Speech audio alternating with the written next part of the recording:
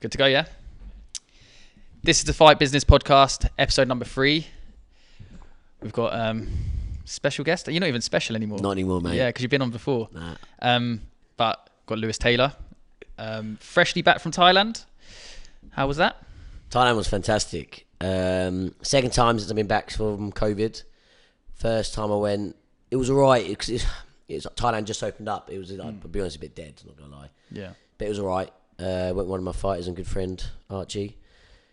If he didn't come with me, it would have been a bit crap, I'll be honest. But this time, completely different. New gym, trained at TBM gym, just about outside Bangkok, about 40, 50 minutes. Literally got off the flight, arrived there. None of them spoke any English. I said to them, I was like, I'm staying here. Like, yeah, no problem. We get your room ready. We train now. Literally straight off the plane. Nice. Mate. How was TBM anyway? Because, to be honest, I see Alfie Pierce went... And that's where I actually...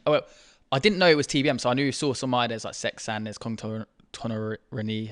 Yeah, I think he's there sometimes. There's like quite... They've got... It was Kiat Pet gym, wasn't it? Yeah, I think so. Or saw somewhere. So, but now it's TBM, but I didn't actually know about it. I haven't really heard much about it, but... So I saw Alfie go there. But I also saw Salah went there as well. Oh, yeah. And after seeing Alfie went there and Sal, I thought, you know what, I'll give it a try. Especially because Sal, a good friend of mine. I spoke to him and he was like, Lewis, like really good gym, like out of the way. And he still said there's loads of like Thai boys my size. He said there's no foreigners there when he was there. That's why I like to go to Thailand. Just obviously running the gym. I'm always focused on everyone else. It's nice to go somewhere where no one knows me. Just turn up, train. And it was really good, hard, but like when I say hard, like a lot of stuff. Like we're doing like the standard like 12k runs in the morning, but we'd come back, 1,000 knees in the bag. Did a lot of boxing sparring, which was really good. They got a couple lads in one championship now, so they do a lot more boxing sparring apparently. But yeah, literally like after 12k run, 1,000 knees, do 4 rounds boxing sparring, 5 minutes, 5 minutes, 4 minute round boxing sparring. Then you do like the 5 minute rounds on the bag, 3 or 4 5 minute rounds on pads, and then clinching for like 5 rounds. Again, 5 minutes. Sometimes that'd be just like one straight 20, 30 minutes. Sorry, was this in the afternoon? This is in the morning. In the morning? Morning. Oh, wow. And then we do half an hour strength and conditioning stuff. But it was actually like not just like 1,000 push-ups and stuff like that. It was like really good. Like we're doing a lot of like explosive like footwork drills. A lot of like I don't know what you call, a lot of stuff for our shoulders and our backs. It was good. And then the morning training was basically the same, except you do a 6k run, 20 minutes skipping, and then it might. But yeah, same thing. And maybe a couple of things different for the strength and conditioning. Oh, so twice a day. Cause twice every day. When I was at Petchendy last summer, I mean, I was there 5 years ago. It was all, well, to be honest, every time I've been Petchendy in the morning was the long run. Yeah. But then we'd go back, do some bag work, and then some like strength work. But it was like chin ups. Yeah. When I went Petchendy, same thing. You do the 12k run, come back, a little bit of bag work. And like nothing major at all. Same as a PK, it's the same thing. Yeah. But like proper session in the morning. It was, mate. I was thinking like I had all these plans doing stuff like in the afternoon. Oh, no way, mate. I literally, as soon as I'm done eating at like 9:30, 10, slept till 2. Yeah. Again, went out running 2:45. Again, like no way, mate. Like it's just, it was good, but the lads were really good there. Yeah. Like all my size. I said like boxing sparring in the morning. The only thing that was different in the afternoon it was all Thai sparring in the afternoon. So, because a lot of the Thai gyms, I mean, some of them don't do a lot of sparring. So like some just do a lot of clinch or box sparring, but some gyms like Petchendy, only towards the end when I was there, started doing a lot more kick sparring, but a lot of the time it's boxing sparring. Yeah. So they did a lot of sparring as well there. Yeah, literally every day. But it was like similar to how I think we do at our gyms, like really sharp, really fast, but everything was pulled. Okay. Like I was sparring with one lad, he just fought on one championship. I'm terrible with Thai names. And he was sparring me in them one gloves, hitting me in them one gloves. Oh really? No injuries, no nothing. Like everything. He hit me, like, but nothing was like super hard. I felt it, but nothing like bad. It was good, like really sharp. To be honest, I come back and I feel great. Okay, wicked. I feel like it's probably the best. That's probably the first or second like top like training I've ever done in Thailand. I think. Nice. Like really good. I would, to be fair, like I said, I've always gone Petchendy because obviously I had the sponsorship there and stuff like that. But I always love watching some of them sorts of my fighters anyway. Yeah. So would like to go there. Maybe at some point as well. I wanted to. It was either that or the T99 gym. Oh yeah, you said yeah. Where and one of my fighters went there, and he said it was really good. But as soon as I got to TBM, like I think they took a liking to me really quickly, and I was like, yeah, I'm just gonna stay here for the whole time. Yeah. And it was really good. Like just the community as well. Yeah, like, yeah. really good lads. Like all eating together afterwards. Everything was like they had everything in house. Like they had like their own cook for them a lot. I love it. Yeah, I love that. Like in Thailand, that's one thing I love. Like everyone is a proper community, social. Like because you're literally all doing the same thing. You're training, and it's hard. You get that little bit of like social time. It's actually as well. It was nice, like, especially the first few days. I was just fucked from the plane. Obviously the time difference, but they would knock on my door like, Lewis, come on, we eat now. Yeah. Like really good, and like they wake me up in the mornings if I'm like absolutely like dying. Like it's really good. Like where some places like just leave you be. They're like Petchendy. Like Petchendy training was good, but if I weren't getting up in the morning, no one would come get me. Yeah. Isn't they not that bothered type thing? Like the story in the last podcast where I met my friend and I trained at his gym with Petchenong. Yeah, that's the only time I've had that where they're like, no, like you getting up, you go. Like they really keep you in check. And as well, like literally the Thai trainers on the moped behind us. Oh really? Yeah, it's great. Nice. Really good. Oh mate, I used to hate that, but I kind of miss it now because it's been so long. You know what? Like it was amazing. It's just it's still too much running. Yeah, oh mate, it's too much running. Well, that's one thing. I can't wait to go back to Thailand. We're going to touch on. Obviously, we're going to go in August, but that's one thing. I just don't know if I can do it anymore. You know what? I think if it was because the heat helps. Don't get me wrong. The heat helps. Like your hips don't get seized up like they do here.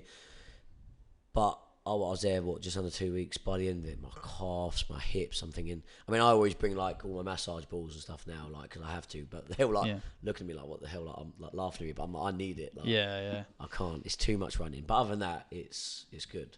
Nice. We're booking it actually today. Hopefully. We're going to go Bang Tao. So obviously you've got Savas who's there. They've just signed Same. Damien Alamos is there. Ajahn Watt obviously with Savas, and obviously he's training other people there. They look like they're building quite a good little fight team now. I know they've got a lot that Alexander Volkanovski goes there to train. A lot of good international guys from other like organisations and other sports go there as well. So it does look good. And it looks like nice. Like we've said it before, like some place in Phuket can just be like a bit like tourist trap. Like it's just next, it's near like the strips and stuff like that. But that looks quite nice out the way. I'm looking forward to it. To be honest, I've never really been to Thailand, and I think once maybe, but like it was always just Bangkok, city life.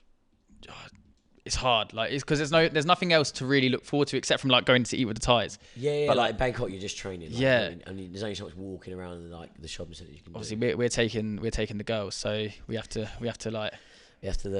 do the old you'll see me down the strip. Yeah. We're gonna be enjoying ourselves. Yeah, bit of training as well when they're asleep, hungover. Yeah, I think that's why it's probably a good thing that they're coming because they can chill together. We can train in the mornings maybe. That's basically it. Yeah. But, no, I'm looking forward to that and something different. I've always, like I said, always in Bangkok, so it'd be nice to have a little change up. It is good. Like, I've done a lot of training in Samui, just my uncle's gyms there a lot, and it is good. I think I like Bangkok a lot just purely because where I've done Samui so much, and like if I'm laying on the beach in my free time, I don't want to train in the afternoon. This is why I used to always think it when I was in Thailand. Me and Savas is in Phuket, obviously at Bangtan now, but he used to be like, I couldn't train in Phuket or somewhere because I feel like I'd get too lazy.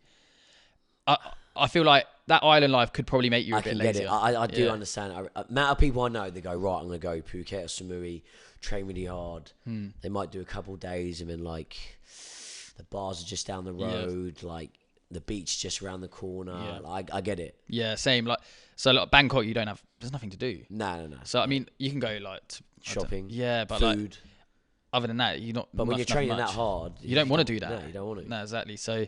No. You actually get like anxiety. Like if you do too much in the evening, you're like, I'm gonna be tired for morning training. Yeah. Oh man, that's actually a thing. Anxiety, like doing stuff like that, like or not having to sleep in the afternoon. Yeah. I'll be like cutting like video calls with Alice Shaw because I'm like, I've got training in the morning. Yeah, I've got to go sleep. Yeah. It's weird, isn't it? And the Thais actually they put you into that mindset anyway. Like the Thais are bang on having that sleep. Yeah. And all that. Like even the food. Like if you don't eat, they're like, what? No power. Are you okay? Yeah. No power. You got no energy. But yeah, it's funny. I'm looking forward to going. Phuket will be different. I mean, I've only done Phuket for one day. I've done Krabi for a long weekend, but I've never actually done any training. Yeah, I've been in Phuket maybe for a couple of days, but I was really young. All the lads at the gym have. Yeah, I've heard good things. So like I said, good. There's loads of good gyms in Phuket now. So like you've just come back from Thailand. Obviously, the game's changing a lot now. Yeah, that's it. The stadium scene is very different. It ain't like it was before. I was going to say, did you notice the difference? Massive difference. Yeah. Like I'll be honest, like Limpini was dead unless it was one championship. Like, because it's so far out. But when I was there, it was busy, so busy. Was that for one championship? That was for one championship. Yeah, I went on the Friday card. I went Sexan for. Who did he fight? I forget his name. Sean Clancy? Yeah. That was great. Yeah. That was like so busy. Yeah. But outside that, I mean, Raj is busy because of Raj World Series. Okay, yeah. That was when I was there. Yoffin fought. Oh, nice. He put on that masterclass. That was great. Oh, mate, I watched him fight live once years ago in the stadiums in Raja as well. He's an animal. I saw him fighting Limpini once. He's just. I thought he could just clinch and that was it. Nah, but he's actually very good at everything. Very precise striking. And just looks mean and horrible. Like spite in his shots when he throws. He's trying to hurt people, isn't he? Yeah, but he's like so. This is the difference, right? So you got the one, and it is. I personally like Rajwell series, and that's just. I just see more beautiful Thai boxing there. Yeah, and I think they're not so worried about getting hit in them little gloves, and obviously little gloves, like anything can happen, right? Yeah. So like that's what I see, and also I think as well with the big bonuses, all these Thais are trying to get these big bonuses, so they're just trying to go crazy. Yeah, I've noticed. That's the massive difference. Like I think there's actually a debate. Obviously, there's a debate with the whole one championship. Some people are for it, some people are against it.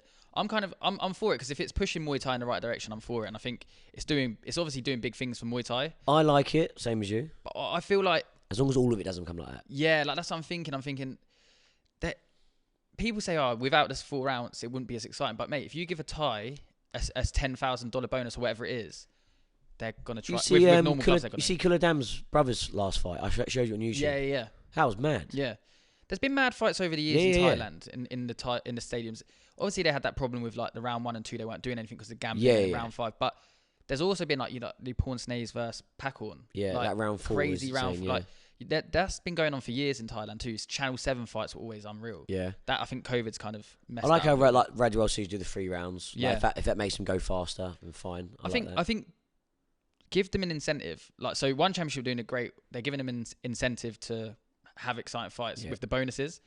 But I think Raja World Series are doing the same. They're doing the same, and they're doing like these tournaments all the time. Yeah. So it's a way of following it, right? Yeah. It's like a league format. I think the little gloves are really good for like introducing people into the sport. I think casuals will see it. Casuals will obviously see these like really crazy knockouts with these crazy wars. That one card I was at, there was another crazy war. 2 young lads. Like, again, I can't say names. But insane. Yeah. But it was like crazy but technical. Yeah. But then there is some where you're like you're just going crazy for no reason. It's a real weird one. It's like a bit sweet. Lisa fought when I was there. That was a great fight. Oh, did you watch her fight? Yeah, she done really well in that fight. She's so good. Me and Simon talked about it in our last podcast actually. She's got, the thing is with her, she's got real good hands, like precise. She's definitely way more precise than the other girl. Very precise with her like punches. So I feel like she'll suit them gloves well. Some people suit it, some people I don't think do. That's the thing. I saw Ferrari fought when I was there. Yeah, this is another thing I don't like about one. I got nothing against draws. I think draws are fine. I think at the highest level, I think you're always going to get more draws because sometimes just 2 guys are that good, they just cancel each other out in some areas. Yeah. Ferrari was winning the first round, got dropped, got back up. Outside that, still thought he was winning the first round. All right, give it a 10-8. You scored, I don't say scored. Definitely won the other 2 rounds after that. Lost the fight. Yeah. Lost the fight purely for that one knockdown. On scoring perspective, it should just be a draw, which is fine. Or just do another round. Like, do an extra round. Like Thai boxing's always been 5 rounds anyway, so do another round. That's my probably main thing I don't like about it. Yeah. I definitely think you lose a little bit of like the technicians now, and it's not as beautiful in that sense. Like, but I mean, I love watching a war. Don't get me wrong. So like, I love it when they're having a go. I do like watching it, but I miss that kind of beauty where you watch like. I don't know. I like a bit of both. Like a bit of beauty, a bit of like venom. Like you have to have it all. But I feel like it is because you're giving them Thais bonuses and they've got their little gloves on. They are just sometimes swinging. And not small bonuses either. Like 50k bonuses. Yeah, like that changes their lives. Like Sexan won a couple of them in a row. So 3 in a row. This is the thing. Like this is why I'm happy that one. Like, it's some great. people are really against it. Like one championship's do it. It's making Muay Thai go down. It's not. Like it's bringing it into the mainstream, which is great, and it's giving these Thais like Seksan, who have been about for years, who have made nothing, who literally, if one championship weren't here, he'd retire, he'd be poor. He's probably made more in his last 3 fights than he did in probably the last 5 years. I think I seen a tweet actually saying something similar. So like in that sense, it's great, and I'm happy that people are getting the recognition, they're getting the platform, they're getting the money, but because I don't know how long's their careers going to last fighting like that. So I know a couple of fighters, I won't say their names, that have fought in one, and they've said that that some of the damage they took in ain't the same. Okay, what is it? I know one of them that has fought in one, now fights in Rajawell series, just because them the normal gloves just give them that bit extra protection. So like they're saying the one championship, the gloves and stuff make it the damage they're taking is a lot worse. They can, if they do, yeah, it can be a lot worse. Yeah, no, it's because I remember Liam, when Liam first ever fought on one, I think he was preparing for Rodlek, I think it was, and I was training with him at the time, and he was like, he got sent a pair of the one championship gloves, and he was like, mate, feel this. He put it on. He goes, I'm just going to tap you. He tapped me on the jaw like that, mate. You may as well just not have it on. Them one, especially the one MMA gloves, like they are thin. They're thin. Like when the Thai I was training with was hitting me, I said all shots are pulled, really good. Still hitting me, but good. But even like, I tell you one thing I did when he hit me to the body, I was like, oh my, like it was just so like pinpoint. Yeah. I thought just getting punched in the body would be horrible. Yeah. But yeah, like you can just, and also like it's so hard to defend them. I think Liam's talked about it. You can't long guard normal. You have to like, I don't know, like it's, the margin of error is so small. Thin. I mean, again, we spoke about this in the last podcast with Simon, with Nongo Hagi. Like you make one mistake, boom, you're out. Especially when they're fresh. Yeah. Like round one, and then the finish rate. Like I think Chatri always speaks about this. Like the finishing rate on one's pretty high. So like when someone is hurt, they usually get KO'd after it, or they get stopped because it's just no margin. Is it that Fabio who's like literally knocked out? He's like they're calling him the or does it sound like the Thai Slayer or something? Because he's knocked out all the top Thais. Ferrari, Sangmani, and who else? It was one other. Sangmani. Yes, Ferrari, Sangmani. Did you say Sangmani? Sorry. Who was the last one he just won against? That was Sangmani, but there's one before Ferrari as well. Yeah,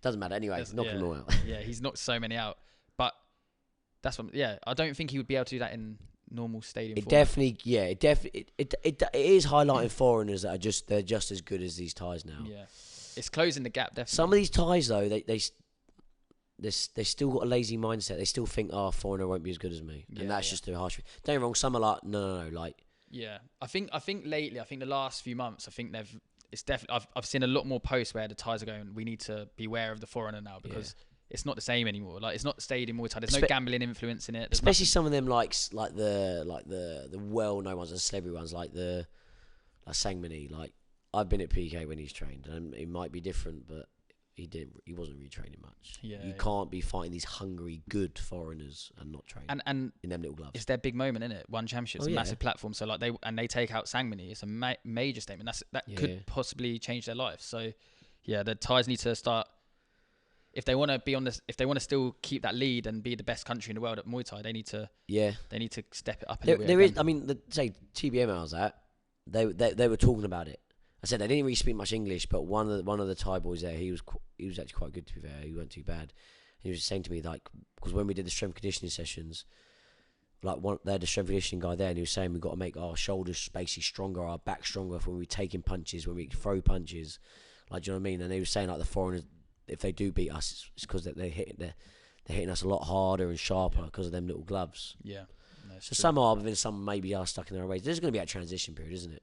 Yeah, that's it. It's like it'll be interesting. It's an interesting couple of years coming up, I reckon, to see where it actually goes. If the foreigners will overtake or whether the Thais will start stepping up again. I personally think if you're a young teenager, now's like the perfect time to get into Thai boxing. Yeah.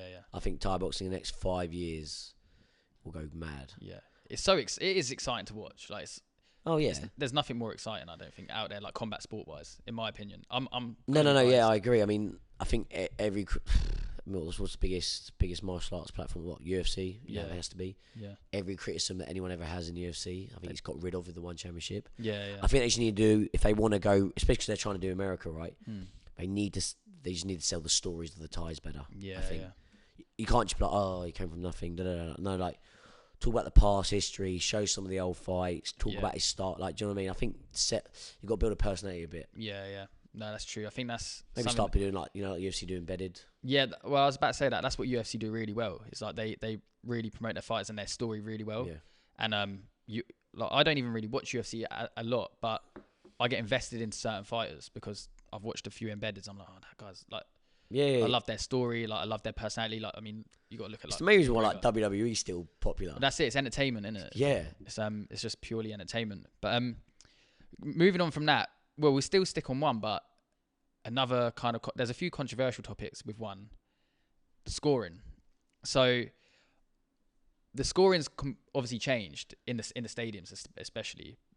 To be honest, I used to think I knew how to score fights really well. Yeah, I don't know anymore. Like, if I'm teaching my lads, like I've got my own gym and I've got my own little fight team coming out.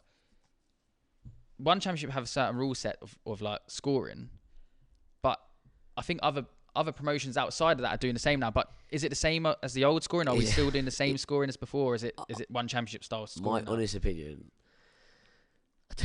I think everyone has their own preference. Like, everyone will go, this is the way of scoring. They've all got their own preference. Like so when my lads are fighting, if I know who officials are on, I will tell them I know they like scoring this way. Do you know what I mean? Yeah.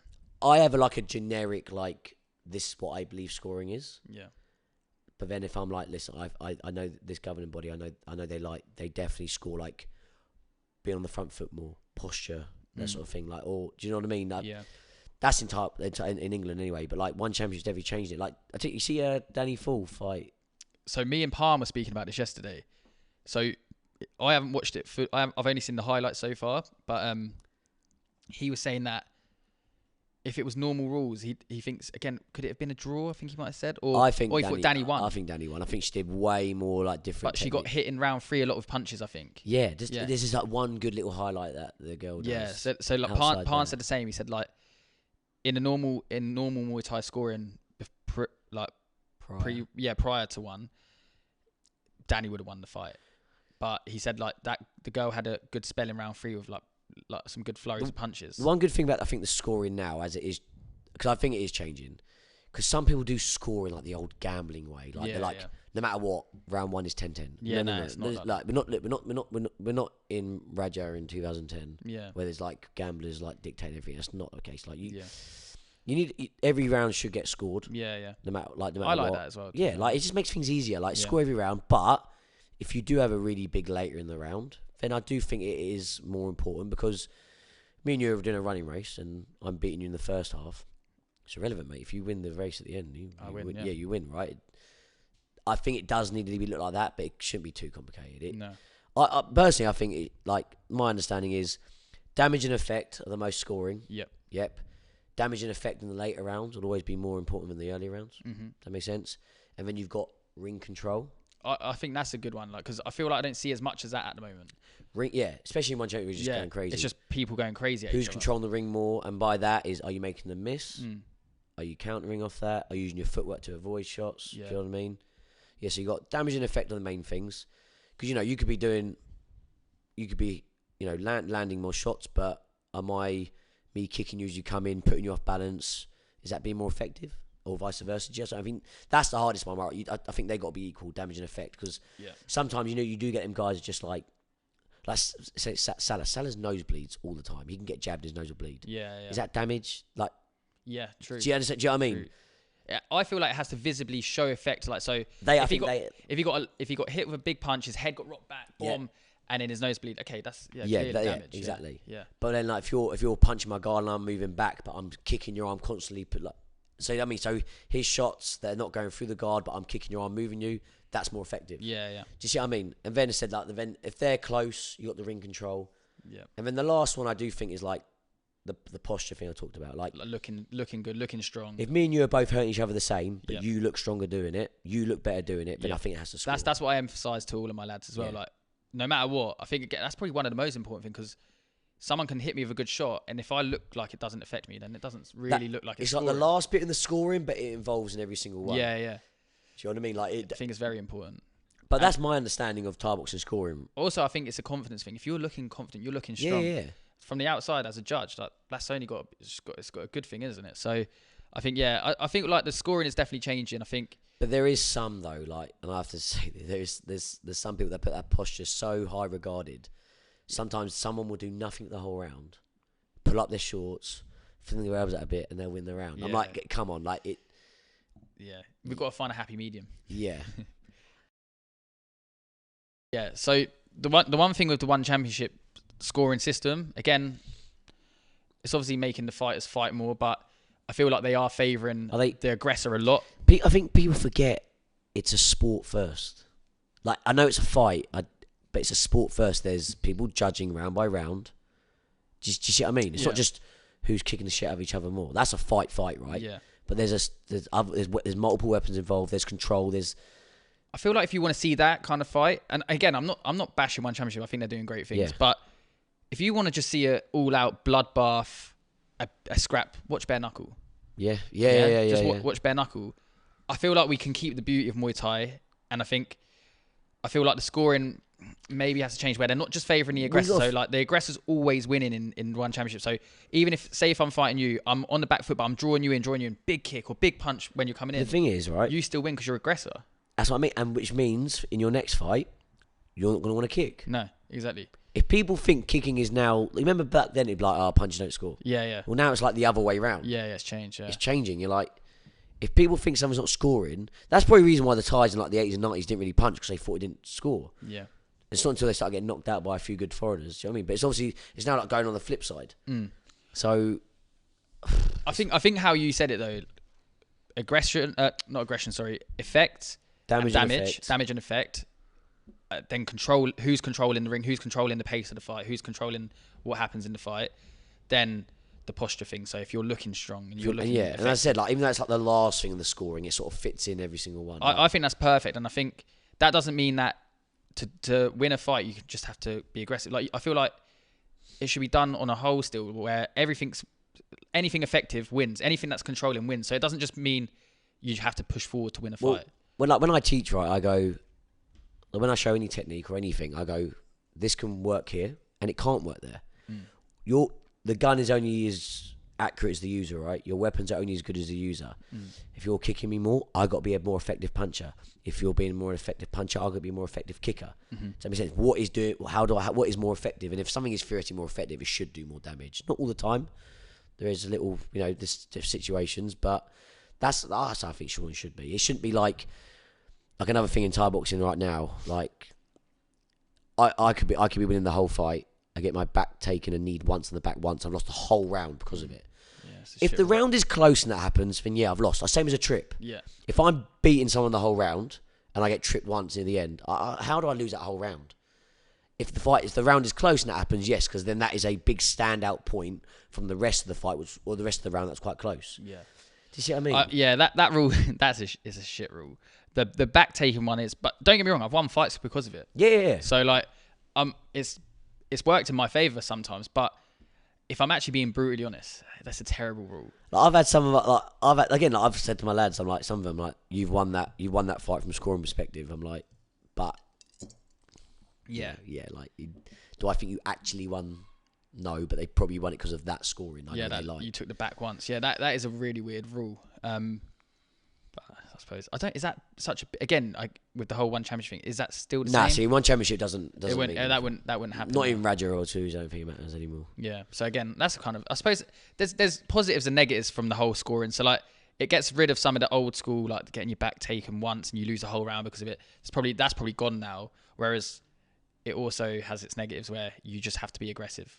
Yeah. And that's to win. So yeah. Like that's why I think, like, when you got the Raja World Series and the one, they both, like, they're sort of like working at the moment. I mean, one's way bigger, don't get me wrong. I think in Thailand, Raja World Series will just stay in Thailand, obviously. Yeah. It's Raja World Series. Yeah. But I think it's good that people have that option as well. Like for instance, what happens if you just can't punch that? You can't punch anymore. You got you've broken your hand 5 times. What if you, like? Do you know what I mean? Like, there's nice to have that option. Yeah. Do you know what I mean? I think that's where it's good. No, so definitely. I think one championship is good. I don't like the draw thing. I don't like the draw thing. I think draws are fine. Yeah, I think either accept draws or do one more round. Yeah.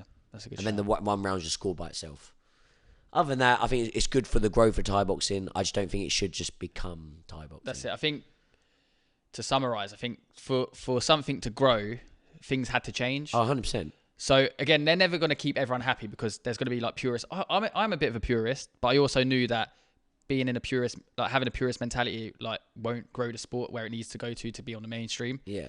Something had to give, and maybe that's one thing that had to give, but it might be a bit of a trial and error at the moment. Kind of like the Ramoy, right? Like, yeah. I don't mind it. I like it, but then I'm a purist. But Yeah. I completely understand the casual guy with a beer in his hand. What? That's it, yeah. Same as like, oh, he's dancing in the round 5. He's won it. He thinks he's won it. Yeah. I kind of like it, but then if you step back, you're like, oh, what's the point? Like, Yeah, come yeah. on, get on with it. We're not going to grow in that Yeah, sense. no. So I think one championship's probably still at a trial and error kind of period. They might just start finding the right thing that will be completely like where they'll get that happy. I think it will level out. Yeah, it will definitely level out. But I think overall, it's definitely good for the sport. No, definitely. Kind of brings me on to the new generation of fighters. I keep seeing things, and I know we've spoke about it. Fighters don't want to fight anymore. Yeah, Yeah, they should fight everyone. Yeah, they should fight everyone, but it's just never been like that. Any fight sport's never been like that. Nah, and also that statement alone, it sounds like, oh yeah, the fighters should just fight. It's never that simple. Like, for instance, for you, right? I have your whole year lined up. Yeah. I know what you're doing all year. Does it always work out like that? No, of course not. But at the highest level, I think especially like if you're fighting domestically and you're a high level, there's only a certain amount of promotions that can afford your purse for you to sell enough tickets to be able to be valued on that show. Yeah. There's only, do you know what I mean? So you need to plan and organise it, and that might not work out with matey. Yeah. Or if mate's got other plans, or what if, for instance, he's getting offered way more money on another fight? Yeah. That might be his livelihood. Yeah. That's another thing as well. Like two guys at the highest level. Do I think the top guys in every weight class are scared to fight each other? No. You don't get to that level by being scared of people. Does that make sense? Yeah, exactly. Do I think some people get protected? Probably, but some of them they need that guy to always win on their promotion. Yeah. I think fight sports has always been like that. I think Muay Thai is probably one of the better ones where definitely one of the better ones. People don't just fight journeymen. That's not really a thing in Yeah. Muay Thai. There's not really journeymen. I don't think. Not no. really. But like, yeah, sometimes you do need to, like, again, coming out of the kind of fighter's mindset and being a coach now, I've realised I do need to like map these lads' careers out. If they want to get better and build their confidence, build their skill set, they have to be in the right fights at the right time sometimes. And sometimes that means saying to a promoter, nah, I don't think my lad's ready. That doesn't mean my lad's scared. He probably will fight. It's my job to stop him from fighting because he will fight whoever. His safety's in your hands, right? Exactly. Like, I think that, like, as long as like the records are all fair, I think it's fine, fair game. Yeah. But then there's some guys that were, I mean, I know a few, I could name a few off the top of my head, that are they were fantastic fighters when they were like 16, 17. They got pushed way too fast, way too hard. And I'll be honest, we're on drugs now. Yeah. Is that fine line? Like, there's such a fine line to it. I think when you're talking at the highest level, none of them are scared to fight each other. No. But then there's a few people that are saying, like, you know, like, back in my day, we fought everyone. But yeah, back in your day, it was just a side hobby. Yeah. Like, there was no, it wasn't that big, it wasn't that serious. Like, do you know what I mean? Well, we've been talking about one championship a lot in this, and we'll go back to that. A lot of the young fighters are aspiring to get there, but to get there, you need to show that you're winning. You've got a good record. Like, the record doesn't mean so much in Muay Thai, but it's starting to mean a little bit more. They need to show that they're winning against these people. So that to win, they need to build up to that level, keep building. Yeah. And that's the thing. It's not like the old days anymore. There's so many more opportunities for fights. Back in the day, they didn't even have any defense. Yeah. Rest in peace. When I speak with my dad about it, I used to make a joke of him, like, Dad, like, if you taught the way you did now, it would be more like a K1 gym. Yeah. Just with the odd elbows swung in. Do you know what I mean? Like, it is very. Again, it grows. It's different. Yeah, everything changes, and like you say, like, it's like a cycle. Like, things always change to progress in sport, and Muay Thai is going through that kind of progression now. And like you said, like, people are actually making a career out of it now. I'll be honest. Like, I've been offered some fights from lads, and I'm like, nah. I think he absolutely schools my lad. My lad ain't. He ain't skilled enough to take a fight. It's a great fight, but I think he has to get. If I think my lad is going to get his absolute arse kicked, why would I take it? Yeah. As long as the fight's like, I think it's a good fight. I think the way I do my fights, I think that's 50-50. Yeah. I think that's 50 fair play. 50-50, yeah. I don't care if my guys win or lose. Yeah. As long as they do well. But I'm not going to have one of my lads go in there just be slaughtered. No. Every now and then you got to take the risk, but then how much of a risk? Yeah, for the sake of going fighters fight. Yeah, we just fight anyone. Like, what does that mean? Like, Yeah. and let's be honest, if you've been in the Thai boxing scene long enough, you know that everyone has gone to some in every generation, every 5-10 years. Again, I'm not going to name any names, but there's some guys that have been UK #1 for years, and they never fought the UK #2 for years. Yeah. Well, he's telling me that you, but I'm not saying because he's avoided him. It just didn't progress his career at that time. Yeah, or like, whatever. I think I've been in that position at some points where there was no real challenger at #2, but #2 would probably have fought me. But I'm thinking, no one's really interested in that fight. I'm also getting offered to fight everywhere else. If you're getting offered more money to fight a Thai, yeah, what am I? Yeah, why, exactly. Why would you? Just to make That's it. It's got to be the right fight at the right time as well. And I think it's a good thing sometimes. I think obviously sometimes people probably push it and it's not a good thing where they're really avoiding. You can tell they're avoiding. Yeah. But I think most fighters that, like you said, at a decent level, if it worked out smoothly, they would fight whoever. Yeah. If there was if a promoter was going, I'll pay your asking price, I'll pay your asking price. You're free. The fights get made. Yeah.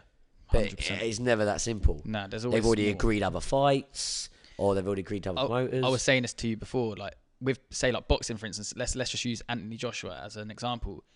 He's on a fight by fight basis, so like he'll have his next fight booked, but there won't be another fight booked in after that. Whereas because he's got to win that fight, because otherwise the other fight won't happen. Yeah. Whereas in Muay Thai, my whole year's booked out from January. Yeah. Do you know, like from the start of the year, we knew, or maybe even December, we knew what was going on. February, March, we knew exactly what kind of route we were trying to take. You're a great example. Same as like one of my fighters, Dean. I had his year planned out from November last year. Yeah.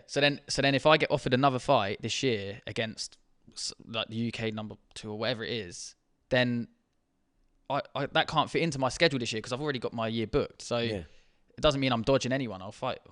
I mean, I think it goes without saying with me, but like other people, like, but like I'd fight whoever, like, and I'll always prove that. But like some people, it just sometimes doesn't work out, and that's it. Like, no.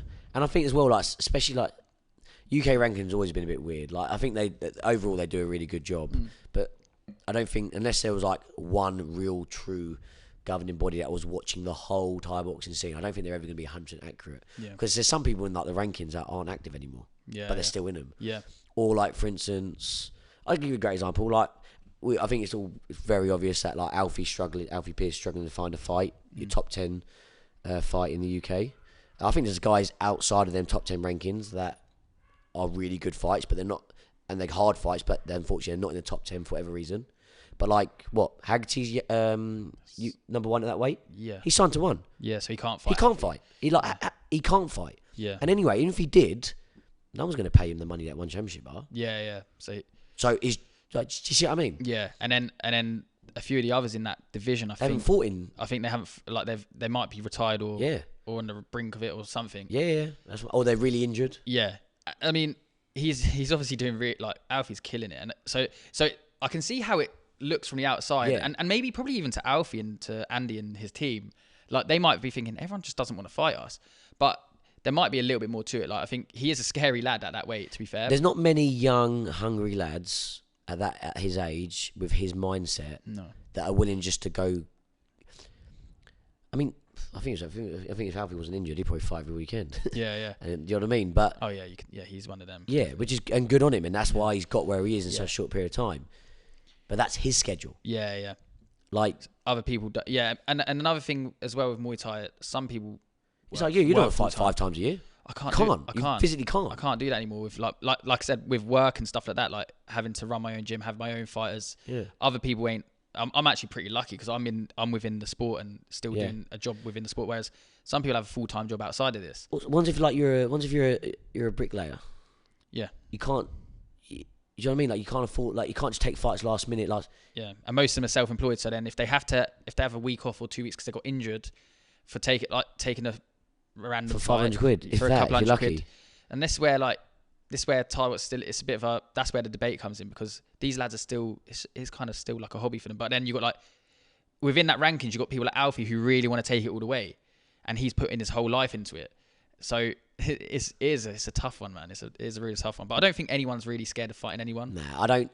I do think you might get you probably get the odd like non-hardcore gyms that might be really picky because they're scared to lose. But I think if you're one of the like the actual like real gyms, like proper top gyms, no one's scared to fight anyone. No. I think it's more about just fairness, and at the highest level, I think it just has to work out with schedule. Do you know what I mean? Like you've been offered fights, and I'm like, no, sorry, Dan's not available. Dan's not available. If I have to say it 3 times, it might look like you're Ducking someone. definitely not. Yeah. I've already committed. Yeah.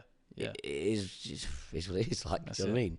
Or, yeah, do you know what I mean? Like, it's what it is. So, it's an interesting one. You see it a lot more at the moment, but I don't think it's as bad as what people make it sound like. No. There might be the odd one or two, but overall, Thai box is definitely one of the better ones. Yeah.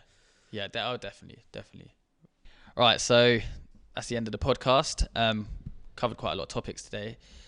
We covered a lot more about like the scoring, like current events in Muay Thai, really.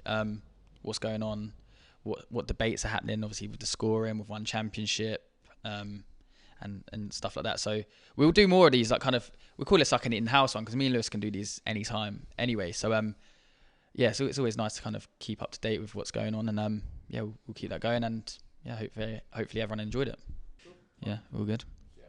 Boom. Bang. That's all right. Love that.